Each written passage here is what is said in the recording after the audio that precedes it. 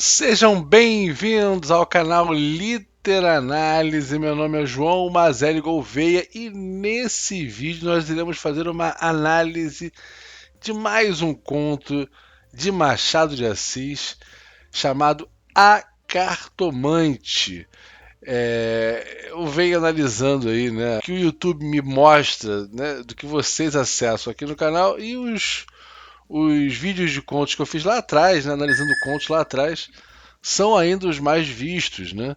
Então, a título também de estudo, né, de escrita criativa e tentar sempre aprimorar aí, né, os meus inscritos, né, não e os meus inscritos por tabela, eu estou trazendo para vocês aqui esse estudo que eu fiz aqui do livro, do conto A Cartomante, do Machado de Assis. É um conto. Desculpa se a luz estiver meio estranha, eu estou testando aqui, que é a casa nova, né? É, conto de Machado de Assis, A Cartomante, de 1884. Um conto curto, muito interessante, muito impactante. Antes de mais nada, se você já conhece aí o canal, já quer ajudar a gente, deixa o teu like, aperta o joinha aí para dar uma força aí, né? Num canal que foca na literatura brasileira, principalmente. Ajuda bastante a gente e já se inscreve para ficar aí por dentro do nosso conteúdo, beleza? Te agradeço bastante. Então, primeiramente, eu vou ler o conto na íntegra, tá?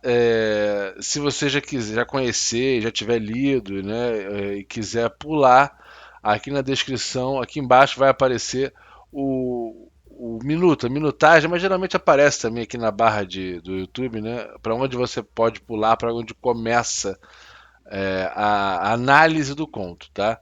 Então, sem mais blá blá blá, vamos então ler A Cartomante de Machado de Assis. Hamlet observa a Horácio que há mais coisas no céu e na terra do que sonha a nossa filosofia. Era a mesma explicação que dava a bela Rita ao moço Camilo, numa sexta-feira de novembro de 1869, quando este ria dela por ter ido na véspera consultar uma cartomante. A diferença é que o fazia por outras palavras. Ria, ria. Os homens são assim, não acreditam em nada. Pois saiba que fui e que ela adivinhou o motivo da consulta antes mesmo que eu lhe dissesse o que era. Apenas começou a botar as cartas, disse-me. A senhora gosta de uma pessoa. Confessei que sim. Então ela continuou a botar as cartas, combinou-as e no fim declarou-me que eu tinha medo de que você me esquecesse, mas que não era verdade. Errou, interrompeu Camilo, rindo. Não diga isso, Camilo. Se você soubesse como eu tenho andado por sua causa, você sabe, já lhe disse, não ria de mim, não ria. Camilo pegou-lhe nas mãos e olhou para ela sério e fixo. Jurou que ele queria muito, que os seus sustos pareciam de criança, em todo caso, quando tivesse algum receio, a melhor cartomante era ele mesmo. Depois repreendeu-a. Disse-lhe que era imprudente andar por essas casas. Vilela podia sabê-lo. E depois. Qual saber? Tive muita cautela ao entrar na casa. Onde é a casa? Aqui perto, na Rua da Guarda Velha. Não passa ninguém nessa ocasião. Descansa, eu não sou maluca. Camilo riu outra vez. Tu crês deveras nessas coisas? Perguntou-lhe. Foi então que ela, sem saber que traduzia Hamlet em vulgar, disse-lhe que havia muita coisa misteriosa e verdadeira nesse mundo. Se ele não acreditava, paciência, mas o certo é que a cartomante adivinhara tudo. Que mais? A prova é que ela agora estava tranquila e satisfeita. Cuido que ele ia falar, mas reprimiu-se. Não queria arrancar-lhe as ilusões. Também ele, em criança, e ainda depois, foi supersticioso, teve um arsenal inteiro de crendices, que a mãe lhe incutiu e que aos 20 anos desapareceram. No dia em que deixou cair toda essa vegetação parasita e ficou só o tronco da religião, ele, como tivesse recebido da mãe ambos os ensinos, envolveu-os na mesma dúvida e logo depois em uma só negação total. Camilo não acreditava em nada. Por quê? Não poderia dizê-lo, não possuía um só argumento, limitava-se a negar tudo. E digo mal, porque negar é ainda afirmar. E ele não formulava a incredulidade. Diante do mistério, contentou-se em levantar os ombros e foi andando. Separaram-se contentes, ele ainda mais que ela. Rita estava certa de ser amada. Camilo não só o estava, mas via estremecer e arriscar-se por ele, correr às cartomantes, e por mais que a repreendesse, não podia deixar de sentir-se lisonjeado. A casa do encontro era na antiga Rua dos Barbonos, onde morava uma comprovinciana de Rita. Esta desceu pela Rua das Mangueiras na direção de Botafogo, onde residia. Camilo desceu pela Guarda Velha, olhando de passagem para a casa da cartomante. Vilela, Camilo e Rita, 3 nomes, uma aventura e nenhuma explicação das origens. Vamos a ela. Os 2 primeiros eram amigos de infância. Vilela seguiu a carreira de magistrado. Camilo entrou no funcionalismo contra a vontade do pai, que queria vê-lo médico, mas o pai morreu. E Camilo preferiu não ser nada, até que a mãe lhe arranjou um emprego público. No princípio de 1869, voltou Vilela da província, onde casara com uma dama formosa e tonta. Abandonou a magistratura e veio abrir banca de advogado. Camilo arranjou-lhe a casa para os lados de Botafogo e foi a bordo recebê-lo. É o senhor? Exclamou Rita, estendendo-lhe a mão. Não imagina como meu marido é seu amigo. Falava sempre do senhor. Camilo e Vilela olharam-se com ternura. Eram amigos deveras. Depois Camilo confessou de si para si que a mulher do Vilela não desmentia as cartas do marido. Realmente era graciosa e viva nos gestos. Olhos cálidos, boca fina e interrogativa. Era um pouco mais velha que ambos, contava 30 anos. Vilela, 29 e Camilo, 26. Entretanto, o porte grave de Vilela fazia-o parecer mais velho que a mulher, enquanto Camilo era um ingênuo na vida moral e prática. Faltava-lhe tanto a ação do tempo como os óculos de cristal que a natureza põe no berço de alguns para adiantar os anos. Nem experiência, nem intuição. Uniram-se os 3. Convivência trouxe intimidade. Pouco depois, morreu a mãe de Camilo, e nesse desastre, que o foi, os 2 mostraram-se grandes amigos dele. Vilela cuidou do enterro, dos sufrágios e do inventário. Rita tratou especialmente do coração, e ninguém o faria melhor. Como daí chegaram ao amor, não o soube ele nunca. A verdade é que gostava de passar as horas ao lado dela. Era sua enfermeira moral. Quase uma irmã, mas principalmente era mulher e bonita. Odor de fêmina, eis o que ele aspirava nela. E em volta dela, para incorporá-lo em si próprio. Liam os mesmos livros, iam juntos a teatros e passeios. Camilo ensinou-lhe as damas e o xadrez, e jogavam às noites. Ela mal. Ele, para ser agradável, pouco menos mal. Até aí as coisas. Agora a ação da pessoa, os olhos teimosos de Rita, que procuravam muita vez os dele, que os consultavam antes de o fazer ao marido, as mãos frias, as atitudes insólitas. Um dia, fazendo ele anos, recebeu de Vilela uma rica bengala de presente, e de Rita apenas um cartão, com um vulgar cumprimento a lápis, e foi então que ele pôde ler no próprio coração, não conseguia arrancar os olhos do bilhetinho. Palavras vulgares, mas a vulgaridade sublimes, ou, pelo menos, deleitosas. A velha caleça de praça, em que pela primeira vez passeaste com a mulher amada, fechadinhos ambos, vale o carro de Apolo. Assim é o homem, assim são as coisas que o cercam. Camilo quis sinceramente fugir, mas já não pôde. Rita, como uma serpente, foi se acercando dele, envolveu-o todo, fez-lhe estalar os ossos num espasmo e pingou-lhe o veneno na boca. Ele ficou atordoado e subjugado. Vexame, sustos, remorsos, desejos, tudo sentiu de mistura, mas a batalha foi curta e a vitória delirante. Adeus escrúpulos. Não tardou que o sapato se acomodasse ao pé, e aí foram ambos, estrada fora, braços dados, pisando folgadamente por cima de ervas e pedregulhos, sem padecer nada mais que algumas saudades, quando estavam ausentes um do outro. A confiança e estima de Vilela continuavam a ser as mesmas. Um dia, porém, recebeu Camilo uma carta anônima, que lhe chamava imoral e pérfido, e dizia que a aventura era sabida de todos. Camilo teve medo e, para desviar as suspeitas, começou a rarear as visitas à casa de Vilela. Este notou-lhe as ausências. Camilo respondeu que o motivo era uma paixão frívola de rapaz. Candura gerou astúcia. As ausências prolongaram-se e as visitas cessaram inteiramente. Pode ser que entrasse também nisso um pouco de amor próprio, uma intenção de diminuir os obséquios do marido, para tornar menos dura a aleivosia do ato.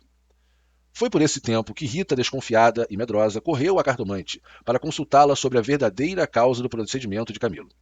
Vimos que a cartomante restituiu-lhe a confiança e que o rapaz repreendeu-a por ter feito o que fez.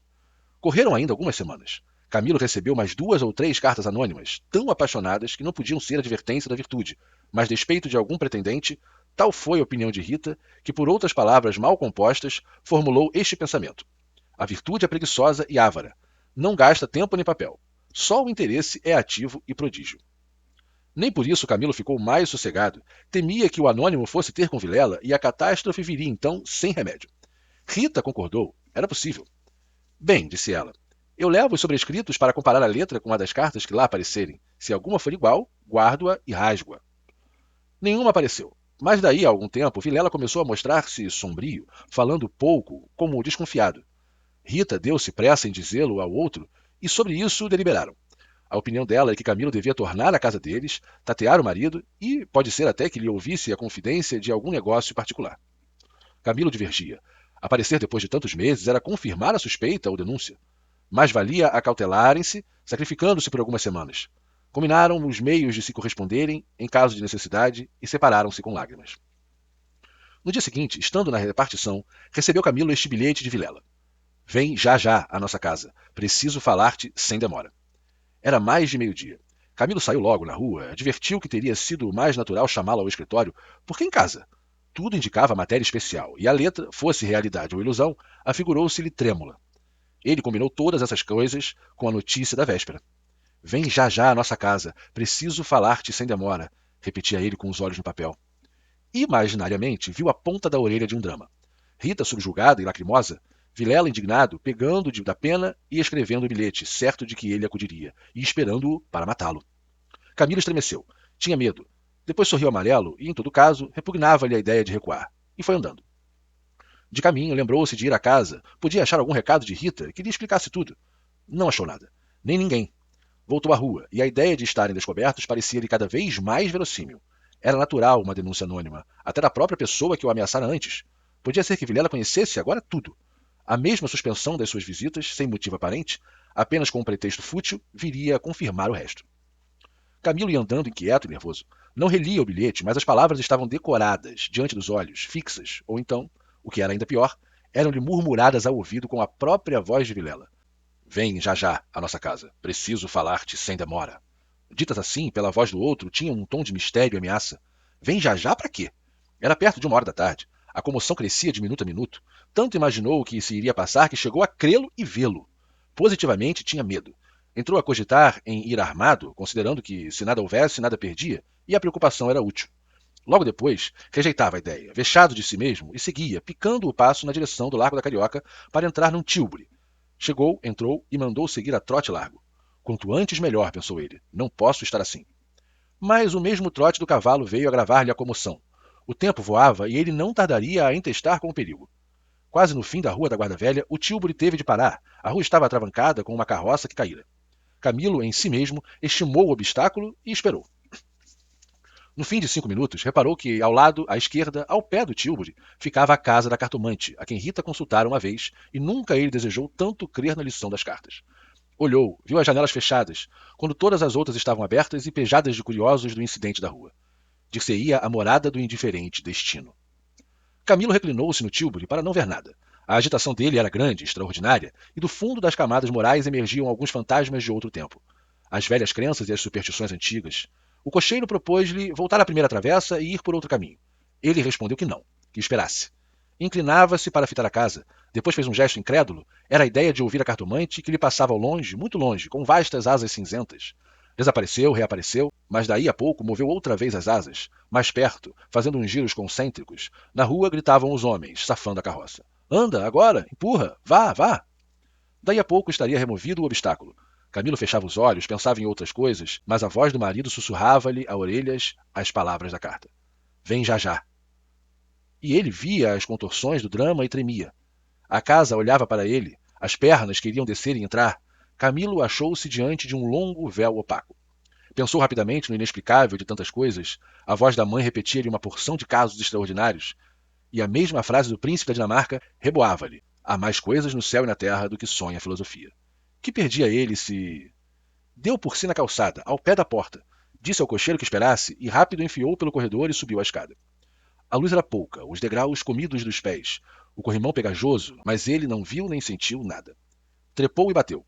Não aparecendo ninguém, teve ideia de descer, mas era tarde. A curiosidade fustigava-lhe o sangue. As fontes latejavam-lhe. Ele tornou a bater 1, 2, 3 pancadas. Veio uma mulher. Era a cartomante. Camilo disse que ia consultá-la. Ela fez-o entrar.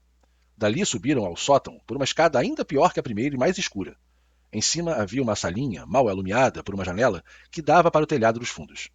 Velhos trastes, paredes sombrias, um ar de pobreza que antes aumentava do que destruía o prestígio. A cartomante fê-lo sentar diante da mesa e sentou-se do lado oposto, com as costas para a janela, de maneira que a pouca luz de fora batia em cheio no rosto de Camilo. Abriu uma gaveta e tirou um baralho de cartas compridas e enxovalhadas. Enquanto as baralhava rapidamente, olhava para ele, não de rosto, mas por baixo dos olhos. Era uma mulher de 40 anos, italiana, morena e magra, com grandes olhos sonsos e agudos. Voltou 3 cartas sobre a mesa e disse-lhe: Vejamos primeiro o que é que o traz aqui. O senhor tem um grande susto. Camilo, maravilhado, fez um gesto afirmativo. E quer saber, continuou ela, se lhe acontecerá alguma coisa ou não.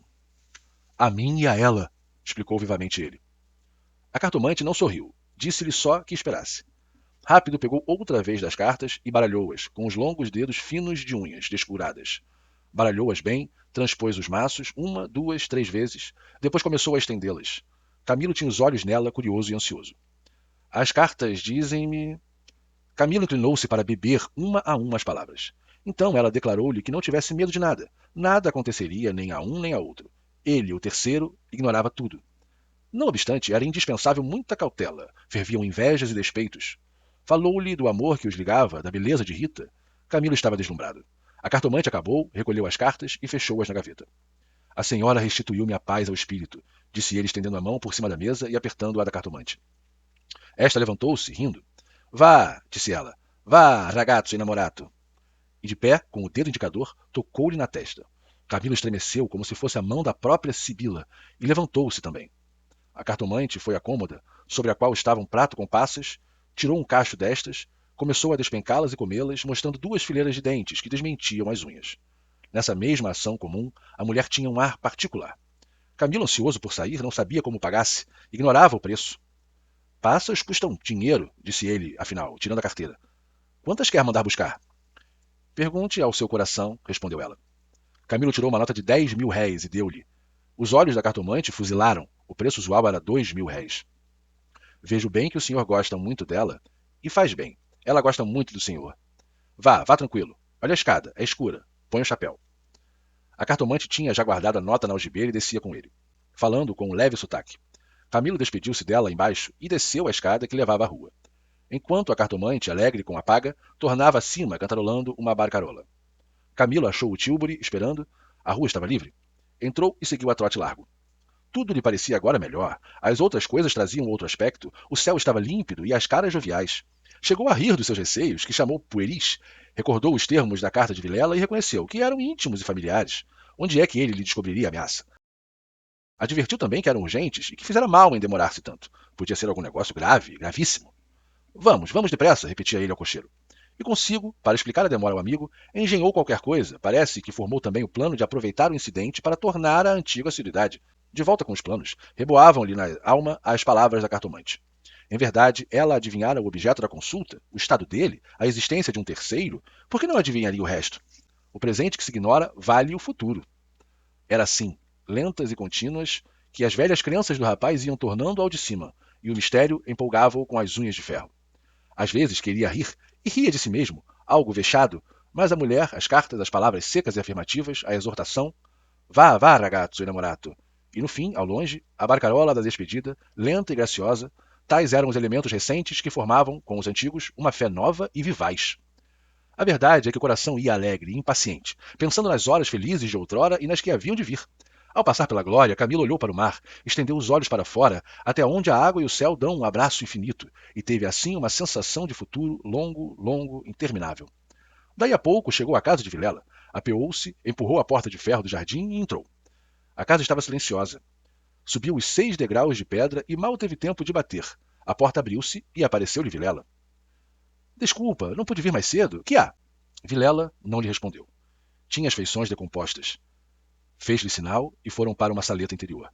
Entrando, Camilo não pôde sufocar um grito de terror. Ao fundo, sobre o canapé, estava Rita, morta e ensanguentada. Vilela pegou-o pela gola e, com 2 tiros de revólver, estirou-o, morto, no chão.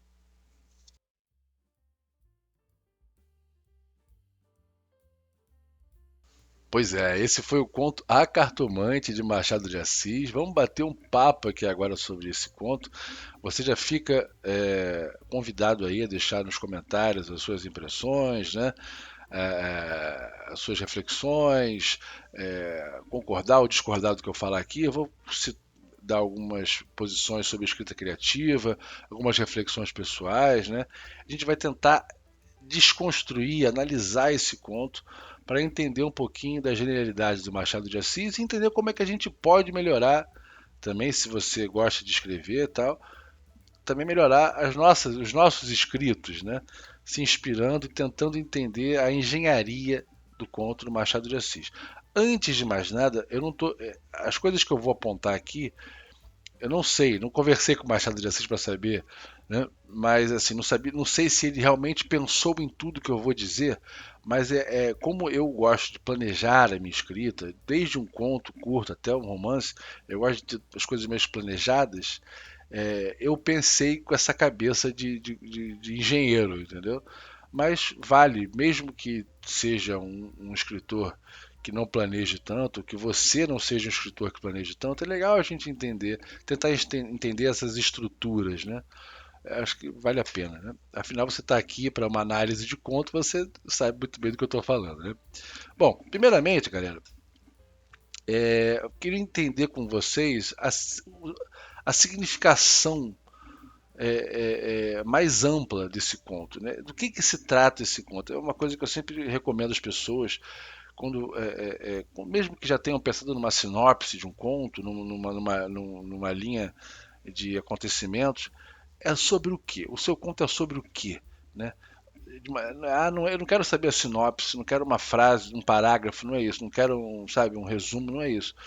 O conto é sobre o quê? É sobre vingança? Tenta resumir numa palavra ou em poucas palavras. É sobre vingança, é sobre amor materno, sabe? É sobre sacrifício, é sobre luta de classe, não sei lá. Tenta uma coisa que sabe mais ampla, né? Para mim, esse conto ele fala um pouco sobre essa disputa eterna entre o sobrenatural e o real, né? Sobre o místico, né? E sobre o racional, né? É, claro, ele fala de traição, ele fala, né, disso tudo, mas isso eu acho que a principal mensagem do conto é essa, né? É essa descrença do Camilo, a crença da Rita, como o Camilo, no momento de perrengue, passa a voltar a acreditar no que acreditava, naquela história de que, né, na hora do perrengue todo mundo pede a Deus, né, e tudo mais, né, todo mundo reza quando o avião está caindo, coisas do tipo, né. Então eu acho que conta meio que sobre isso. E fala muito sobre o Machado de Assis nesse momento, 1884. O Machado de Assis ele tem duas fases muito distintas, não, talvez não muito distintas, mas duas fases distintas, né? Onde ele sai do romantismo a partir do momento da publicação do Memórias Póstumas e entra no realismo. Embora o Memórias Póstumas seja né, um conto, um romance aí de póstumo, né? Uma coisa mais fantasiosa, mas ainda assim é mais realista pela história, né? E depois o Quincas Borba e depois o Dom Casmurro, entrando de vez no realismo, né? E esse conto é logo após a publicação do Memórias Póstumas. Então é engraçado a gente ver, né? Como um conto sobre essa disputa do sobrenatural com o real, né? Nesse momento de transição do Machado de Assis, achei bem interessante será que foi algo subconsciente, inconsciente dele, né? Essa fase da carreira dele, da escrita dele, de repente se materializou nesse conto, né, da cartomante. Outra coisa que me chamou a atenção, paralela aqui rapidinho, eu estou lendo aqui a coletânea A Vida Como Ela É, do Nelson Rodrigues. Esse conto entraria perfeitamente, né? Os contos do Nelson são um pouco mais curtos até, mas esse tem uma temática bem legal, acho que se encaixaria bem, né? Talvez o Nelson tenha se inspirado em contos assim para tecer, né, as histórias dele, né? Eu, assim, uma coisa que a gente tem que, eu sempre falo, né, eu gosto de falar, o conto, a concisão do conto, ela é tão importante que eu acho que até o título do conto tem que ser relevante. Não é assim, bota qualquer título. Eu acho que o título do conto é importantíssimo, né? Por quê? Vamos lá. Nesse caso, a cartomante. João, é óbvio, a cartomante, fala de cartomante. Não. O conto podia ser outro nome, podia ser Romeu e Julieta, podia ser a tragédia dos amantes, né? Você imagina, né? Se fosse assim um conto com esse tipo de spoiler do final, né? A tragédia, né? Ou então o Dois Tiros, sei lá, alguma coisa do tipo, né? É, quando ele usa a cartomante no título, ele já invoca esse sobrenatural, né? Ele já te bota num clima de uma dá legitima essa cartomante. Pô, o nome do conto é a cartomante. Caramba, então essa mulher aí tem um poder realmente, né? Você fica pensando, né? E no final você vê que o poder que ela tinha não era nenhum, né? E o Machado, por mais que o conto, o artifício de interesse do conto não seja uma reviravolta no final, o final não é uma reviravolta, não, o que o pessoal chama de plot twist, não chega a ser isso, mas é uma revelação é uma revelação surpreendente até certo ponto, né? A gente fica desde o início pensando se o Vilela descobriu ou não, a gente quer descobrir isso no final, o nosso interesse é descobrir o que o Vilela queria tanto falar com o Camilo depois daquele bilhete, mas esse final não chega a ser super surpreendente. Claro, né? Talvez a gente não esperasse dois homicídios aí, né? Mas não era reviravolta. O caso é a revelação do dilema apresentado, que é o que nos interessa. Mas mesmo assim, o Machado de Assis tenta trazer para a gente essa dúvida. Será que essa cartomante realmente tem poder? Será que de fato essa cartomante disse a verdade para Rita, disse a verdade para o Camilo? Será que a gente pode confiar nela? E o Machado de Assis usa por diversos momentos, tenta enganar a gente, tenta dar poder a essa cartomante. Primeiramente, no título A Cartomante, onde você já bota, obviamente, na cara da gente que essa mulher tem uma importância. Ela é o título do conto, né? E quando ele cita por duas vezes o Hamlet, né, que é uma obra super da cultura popular, né? Há mais coisas entre o céu e a terra que a nossa filosofia pode imaginar, aquela frase famosa, né? É, e menciona como Camilo tinha suas crenças e as perdeu e tal. E é claro, a gente hoje já conhece, tem até canais no YouTube aí que mostra o cara charlatão. Tem um amigo meu chamado Neuromágico, de repente você conhece aí, você costuma dar uma olhada no canal dele depois no YouTube, Neuromágico. Ele gosta de mascarar umas pessoas. Então, tem outras pessoas que avaliam, né, esse mentalismo, que é uma espécie de mágica, né, onde a pessoa pergunta e descobre coisas pela denúncia da própria interlocutor, né? Quando o Camilo chega na cartomante, ela fala: Você teve um susto. Nossa, ela é cartomante, ela tem um poder. Não é claro, imagina, o Camilo chegou todo desbaforido, desesperado, com a cara assustada, ele estava totalmente tenso e foi procurar uma. Você está tenso, vai procurar uma cartomante, você teve um susto. Você está com uma preocupação, né? Quer saber se uma coisa vai acontecer ou não. É claro, se ninguém procura uma cartomante porque está tranquilo, né? Senão, não teria por que procurar, né? Igual a Rita, quando foi lá, uma moça bonita, vai procurar uma cartomante angustiada, a tendência é que seja alguma coisa ligada a uma coisa mais romântica, principalmente nesses arquétipos da literatura, da donzela apaixonada e tudo mais. Né? Então, assim, o Machado de Assis tenta levar a gente para um lado, tenta levar a gente para olhar para o poder da cartomante, o poder místico e sobrenatural da cartomante, que a gente vê que no final é uma balela.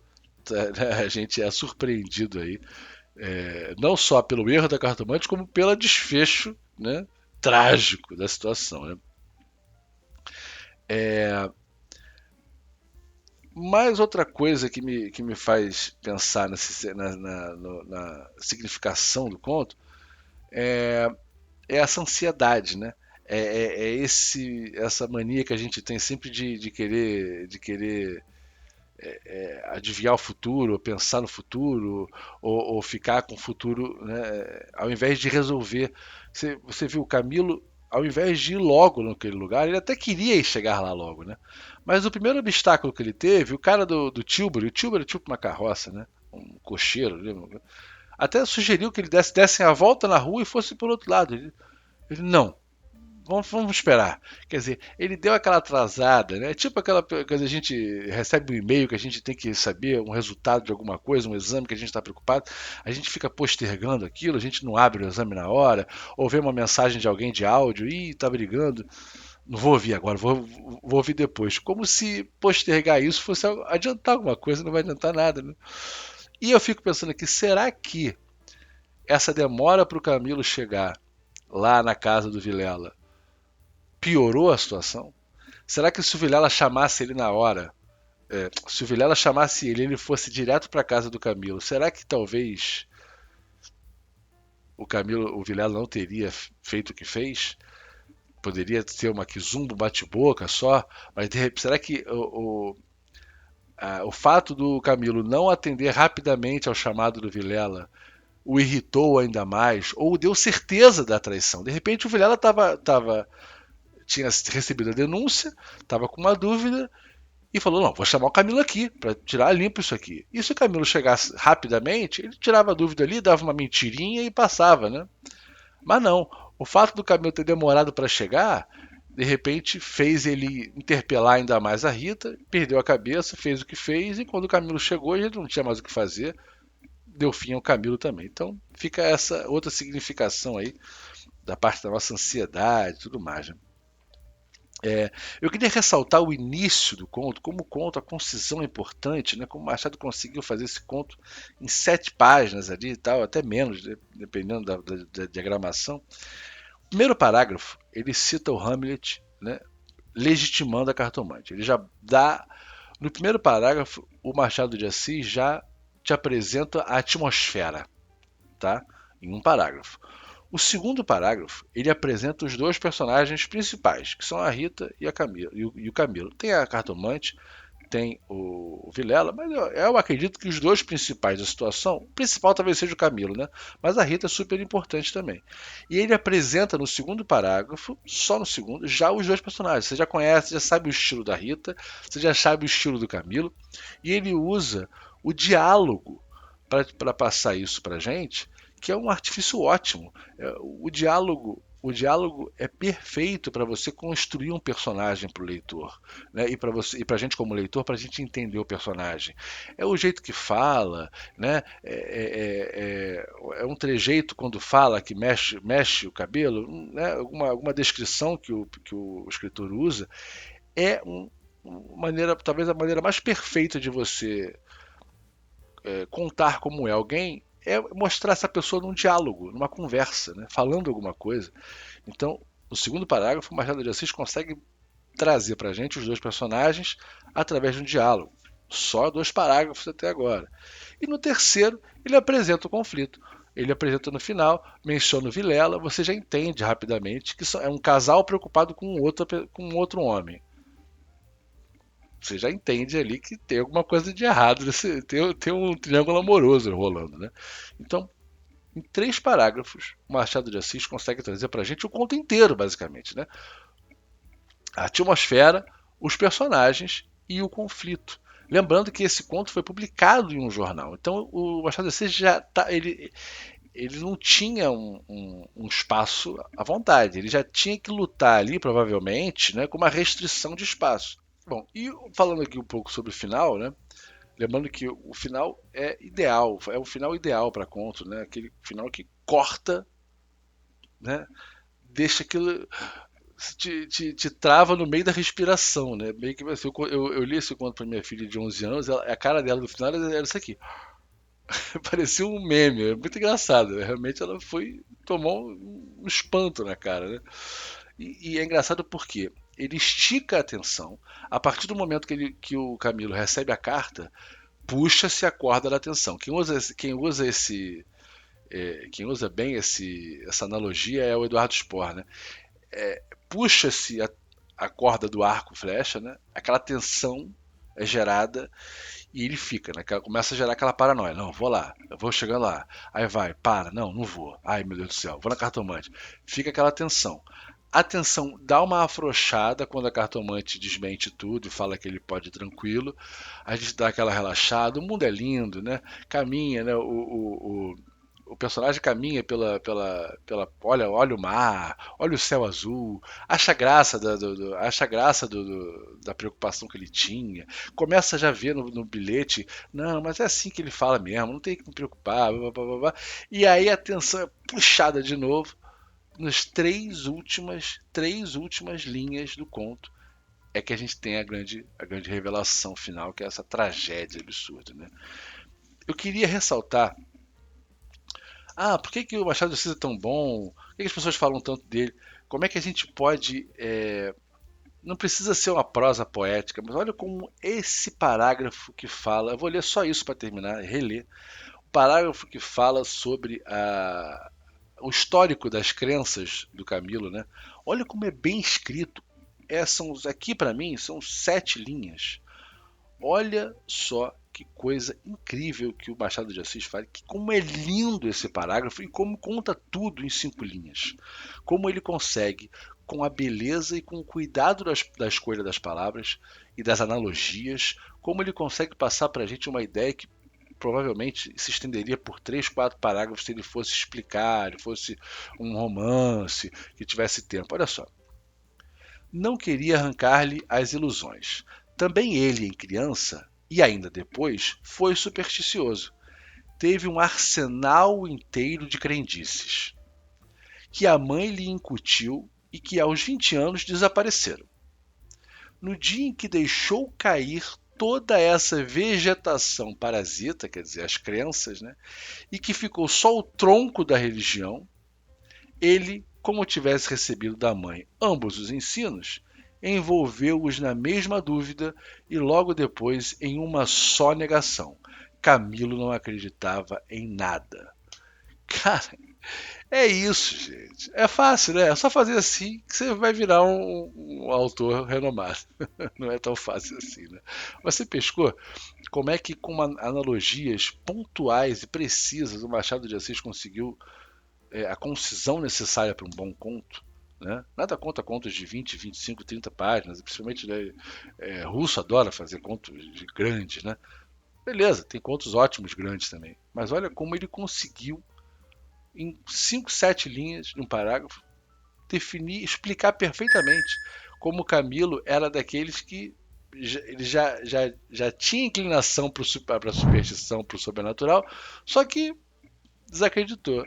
E, como acontece com muitas pessoas, na hora do aperto ele se apegou de novo às antigas crenças. E aí? Se curtiu o Conta Cartomante, deixa suas reflexões aí embaixo. Eu falei alguma bobagem? Você gostou de alguma coisa que eu disse aqui? Tem os seus próprios apontamentos sobre o conto? Deixa aí nos comentários, vamos bater um papo. Se inscreva aqui no Literanálise e deixa o seu joinha, deixa o seu curtir, que ajuda bastante a gente, beleza? Deixe sugestões de outros contos também que você quer ver aqui analisado, beleza? Muito obrigado pelo seu tempo. Meu nome é João Mazelli Gouveia. Esse é o canal Literanálise. Até a próxima. Valeu.